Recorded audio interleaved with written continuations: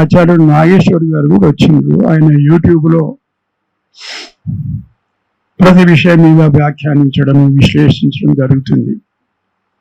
ఏమి నాగేశ్వర్ గారు, మీరు ఎన్ని విశ్లేషణలు చేసినా ఇంకా బయటనే ఉన్నారు, మరి జైలుకు పోతలేరు ఏమిటి అని అడిగాను. అంటే ఏమో సార్, నాకు కూడా అర్థమవుతలేదు అది అన్నాడు ఆయన. ఎందుకు చెప్తున్న ఈ విషయం అంటే, ఆయన జైలుకు పోవాలనేది నా చిరకాల వాంఛ. ఎప్పుడైనా తీరుతుందేమో అని అనుకున్నాను, కానీ అది తీరేట్టు కనబడటం లేదు. ఎందుకంటే సమాజం మొత్తం, తెలంగాణ సమాజం మొత్తం ఒకతాటి మీద ఒక తిరుగుబాటు లాంటిది, ఒక ఉద్యమం లాగా. ఆయన ఎవరిని అడగలేదు నా గురించి మాట్లాడండి, తిరుగుబాటు చేయండి. అయితే అదొక కోరిక అట్లే మిగిలిపోయింది. నాగేశ్వర్ గారు చేసినటువంటి విశ్లేషణ సరైందా కాదా, ఆయనకు ఉన్నటువంటి సమాచారంలో ఏమన్నా లోపం ఉందా? ప్రముఖ పాత్రికేయులు ఉన్నారు ఇక్కడ, శ్రీనివాస్ గారు, వీరన్న గారు, ఆ మాటకు వస్తే నాగేశ్వర్ గారు కూడా. రాయిటర్ దగ్గర నుంచి మొదలు పెట్టుకొని, పీటీఐ నుంచి మొదలు పెట్టుకొని, యుఎన్ఐ నుంచి మొదలు పెట్టుకొని, New York times, Washington post, Guardian, లీమో, ప్రపంచంలో ఉండే ప్రతి పత్రికలు, ప్రఖ్యాతమైనటువంటి కీర్తి గడించినటువంటి పత్రికల్లో అభిజ్ఞ వర్గాలు, సోర్సెస్ రివీల్, అది పత్రికలకు, పత్రికా రచయితలకు, సంపాదకులకు ఉండేటువంటి విశేషమైనటువంటి హక్కు.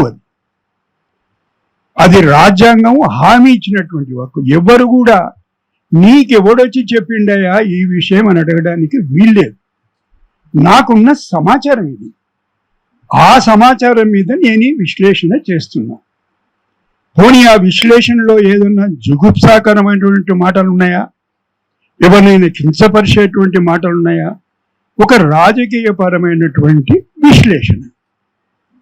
దానికి ఏమిటంటే, ఇద్దరు మహానాయకులు కూర్చొని, నేను మహానాయకుని అంటే అనుకోవాలంటే నేను ఆయనను మహానాయకుడు అనాలి, అంటే ఆయన పక్కకుంటే మేము ఇద్దరం మహానాయకులు అవుతాం అన్నమాట.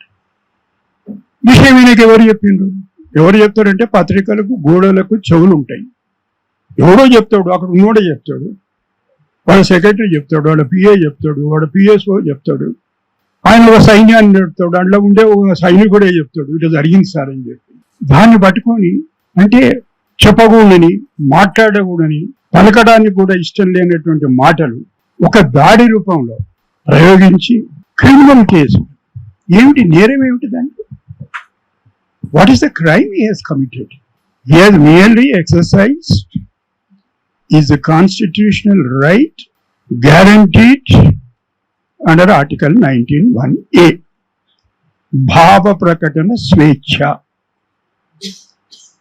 ఎక్కడో సుప్రీంకోర్టు దగ్గర అంటది, అసలు భావ ప్రకటన స్వేచ్ఛ అనేది లేకపోతే మిగతా ప్రాథమిక హక్కులు లేనట్టే. It is a precondition for any liberty and existence of a civilized society. అంత దూరం.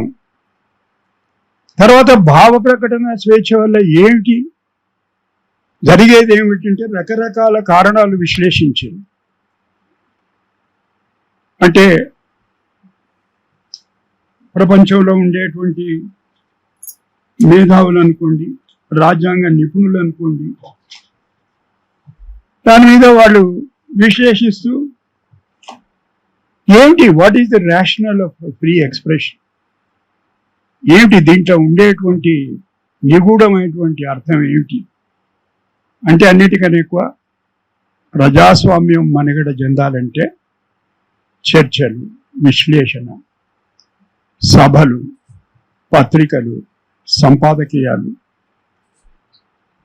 వ్యాఖ్యానాలు, ఇవి లేకపోతే ప్రజాస్వామ్యానికి అర్థమే లేదు. రెండవది చాలా విచిత్రమైన విషయం, ఇట్ ప్రమోట్స్ సోషల్ టాలరెన్స్. అదేమో ఇక్కడ వెడితలు వేస్తుంది, ఇంటాలరెన్స్కు దారితీసి. మాట్లాడడం ఎందుకు, విశ్లేషించడం ఎందుకు, దీని వెనకాల ఉన్న అర్థం ఏమిటి అని చెప్పడం సామాన్యునికి చెప్పేసేసే ప్రయత్నం వల్ల ఏమిటంటే సోషల్ రిలవెన్స్. ఎవడు వింటున్నాడో, ఎవడు ఆ వాక్యను నమ్ముతున్నాడో వాడికి ఒక ఫీలింగ్ ఏమిటంటే, వాడికి ఒక అభిప్రాయం ఏమిటంటే, నేను కూడా ఈ సమాజంలో ఒక అంతర్భాగం. ఇప్పుడు కాదు, ఫ్రెంచ్ రెవల్యూషన్ జ్ఞాపకం ఉంటుంది, మీకు అందరికీ జ్ఞాపకం ఉన్నటువంటి విషయమే. ఓల్తరే అని ఒక ఫిలాసఫర్ ఒక మాట అంటాడు,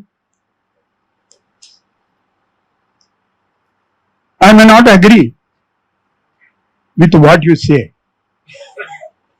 but I will defend to the death your right to say it.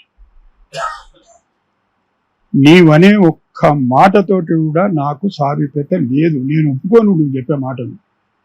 కానీ నీవు అలా మాట్లాడడానికి నీకు ఉండేటువంటి హక్కు కొరకు నా జీవితాంతం పోరాడతాను. అది దీని వెనకాల ఉన్నటువంటి అర్థం. Fundamental right to speech and expression వెనకాల ఉండేటువంటి తాత్విక పునాది. సరే, ఇంత మాత్రానికే ఇంత గందరగోళమా? నాగేశ్వరుని కేంద్ర బిందువుగా చేసి ఇంత దాడి జరగాలనా? రెండవది ఏమిటి విశ్లేషణ ఉద్దేశం? నేను స్థూలంగా చెప్తున్నా, ఎవరన్నా మాట్లాడడం అంటే నాకు కూర్చొని రాసుకునేది అలవాటు ఉంది. ఏదో రాస్తూ ద సర్చ్ ఫర్ ట్రూత్, సత్యాన్వేషణ. ఆయన సత్యాన్వేషణ సరిగ్గా జరిగిందా, తప్పుదారి పట్టిందా, పొరపాట్లు దొర్లినాయా? దొర్లి ఉండొచ్చు. ఆయనకు ఉన్నటువంటి సమాచారం సరిగ్గా లేకపోవచ్చు, ఆయన విశ్లేషణలో లోపం ఉండొచ్చు. ఆయన తగ్గునే అన్నాడు, నేను మాట్లాడుతూనే ఉంటాను, రాస్తూనే ఉంటాను.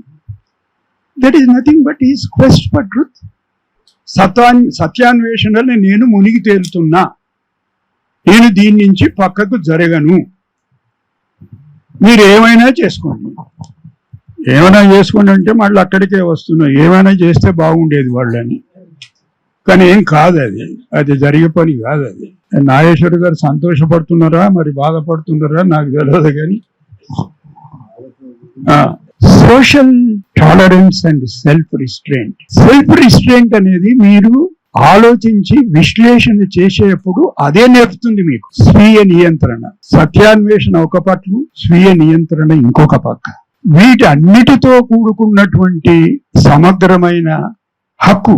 చాలా మంది మాట్లాడుతూ రాజ్యాంగం ఇచ్చిన హక్కు అంటారు. రాజ్యాంగం ఇయ్యలేదండి. రాజ్యాంగమే ఆ హక్కు ఇస్తే స్వాతంత్ర పోరాటమే లేదు. కరాచీ రెజల్యూషన్ లేదు, లాహోర్ రెజల్యూషన్ లేదు, కల్కటా రెజల్యూషన్ లేదు. ఆ హక్కు స్వాతంత్ర సమరంలో అంతర్భాగం. దాన్ని నియంత్రించేటువంటి ప్రయత్నం అప్పుడు చేసిండ్రు.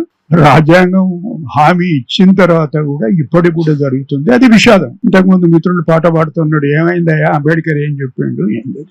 దీన్ని ఇంత ఆషామాషిగా తీసుకొని ఒక విషయం గుర్తుంచుకోవాలి, మనం ఇది నాగేశ్వర్ మీద జరిగిన దాడి గనుక నాగేశ్వర్ ఒక విజ్ఞుడు, తెలంగాణ ప్రముఖుడు, విశ్లేషకుడు, మేధావి, మనందరికి కావలసిన వాడని కాదు.